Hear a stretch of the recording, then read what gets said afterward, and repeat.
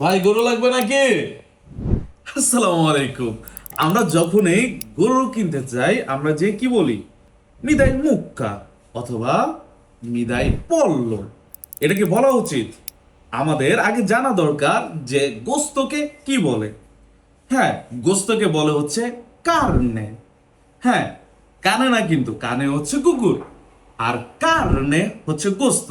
আমরা প্রসিমা বলতা যখন হচ্ছে আমরা যে কোনো শপে যাব, আমরা যে বলবো মিদাই কার্নে দি মানজো।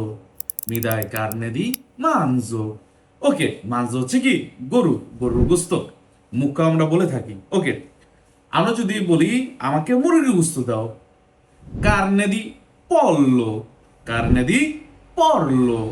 আপনারা নেক্সট টাইম যখনই হচ্ছে কিনতে যাবেন অথবা বলতে পারেন কার্নে দি পেকোরা অথবা কার্নে দি কাপড়া।